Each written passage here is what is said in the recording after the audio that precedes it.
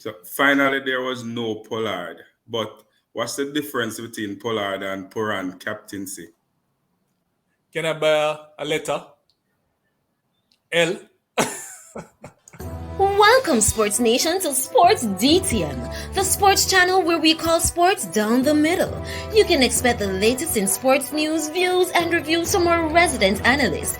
No sports topic is too controversial, and no team or player is above criticism. So just smash that subscribe button and ring that notification bell to make sure you don't miss out on our balanced offering of riveting sports content.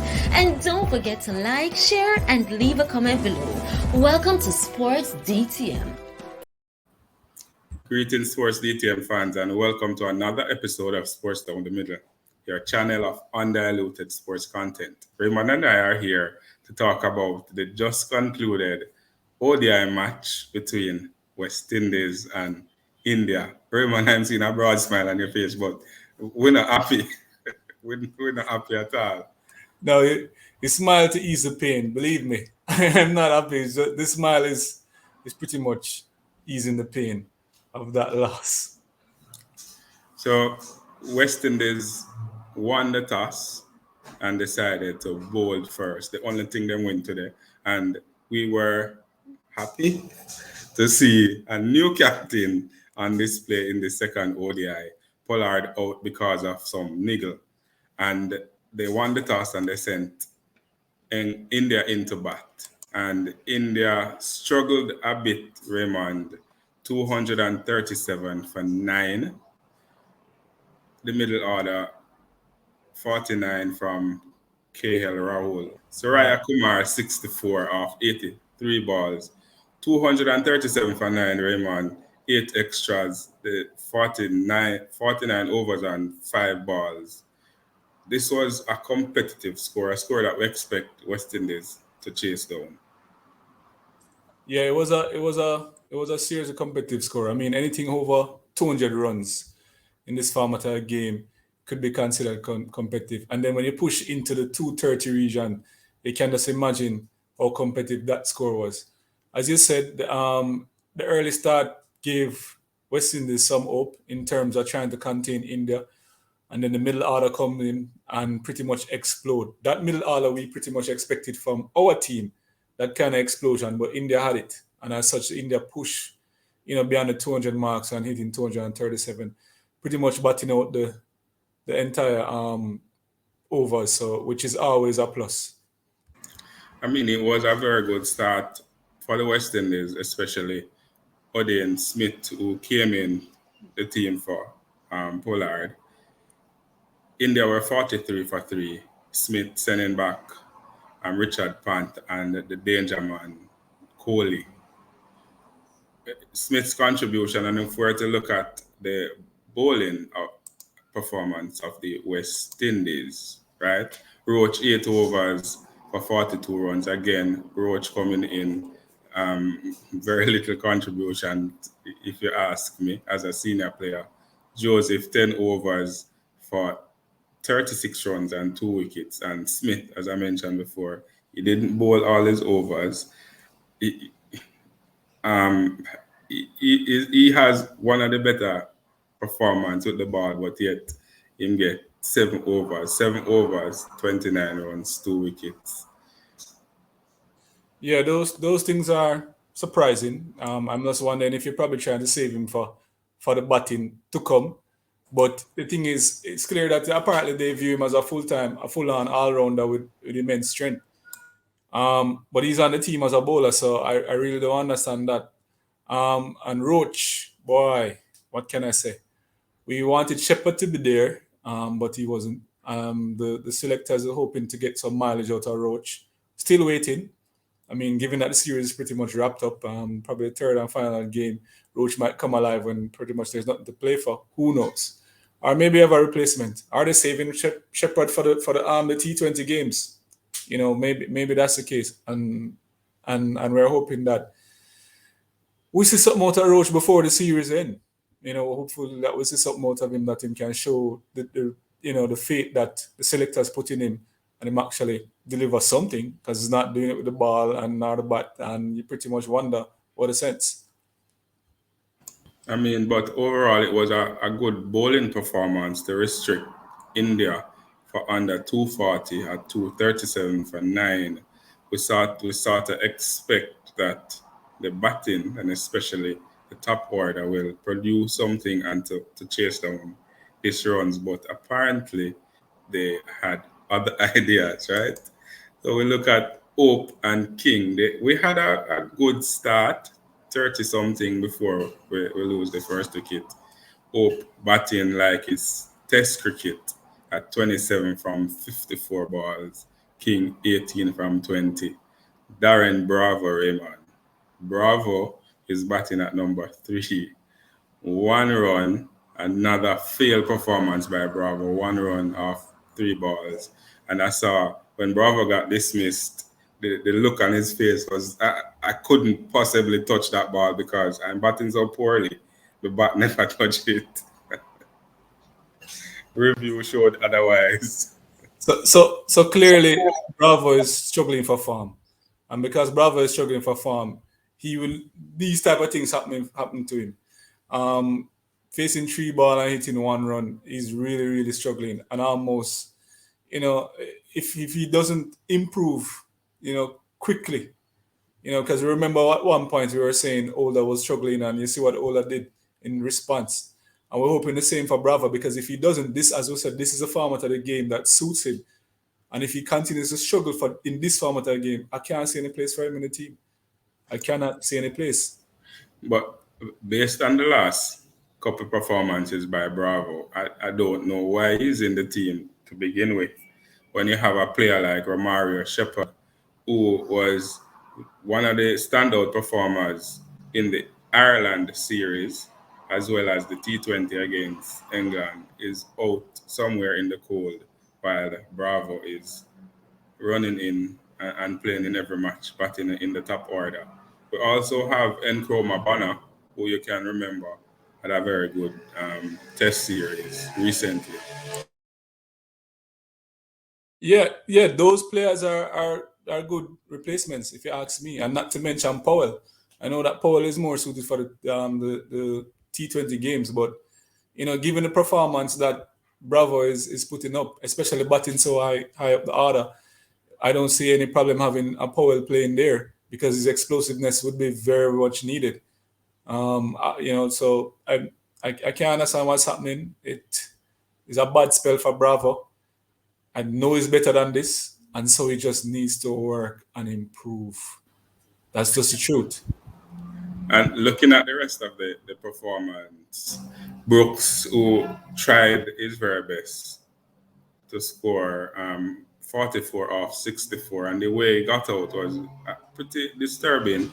And sometimes when you see these things happening, you're wondering, like, them brother, you leave them brain in at the stand or something, because you can't understand why the fielder put somebody on the boundary and you just chip the ball in him on and then walk off. So clearly you're tired of being out there. Puran, Older, Hussein, we asked for Hussein to be pushed up the order for some matches now. He came in a little earlier than expected, 34 or 52. He tried to make a match of it in the end. West Indies all out for 193. Yeah, so the tail end tried to put something together. It's unfortunate the Holder didn't get that explosive playing that we have grown accustomed to from England game. But I won't beat him, because that's sometimes it just go off the rail a bit. Consistency sometimes eludes players. But I won't beat Ola so much. But Puran, though, as the captain, this is what you do. You try and steady the ship.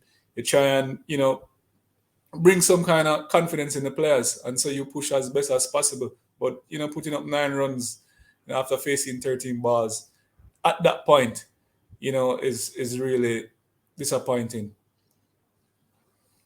And I mean, the total wasn't huge, 237, even up to when we lost the last wicket, we were still in with a chance because the ball to runs ratio was still fairly easy to get.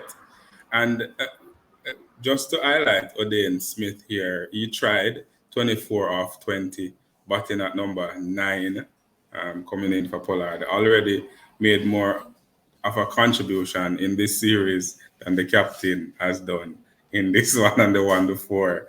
So we should expect him to continue in this team. But when he got out, I was particularly disappointed again because all of the field of them up on the leg side boundary.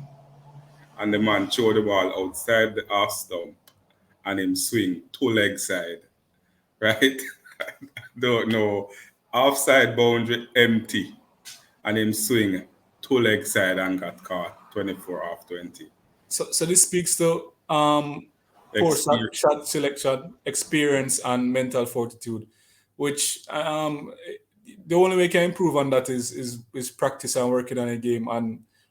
And kind of one strategy that Powell used is that it actually, play things out in his mind and decide on better shot selection. You understand? So that is probably one of the method. A lot of visualizing and pretty much putting the bowlers on them back foot so you can get the shot that you want and not cause yourself to out in such manner. Oh, another thing that's important. West Indies did not bat out the overs. We always have to note that because that is very important. If they're unable to do that, that might cause some problem and show that the improvement that we're expecting is not there, or if it's there, it's coming really, really slowly.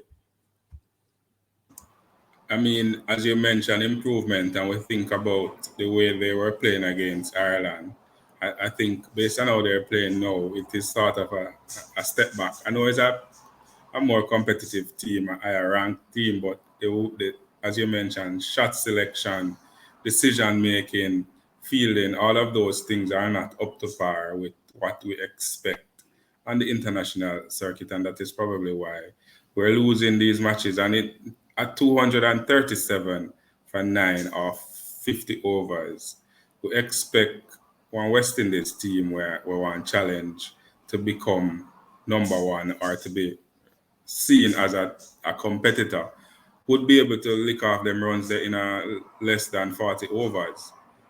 But again, top order, batting very slow, failed to deliver, and leaving it up to the power hitters. It was just too much for them to pull it back.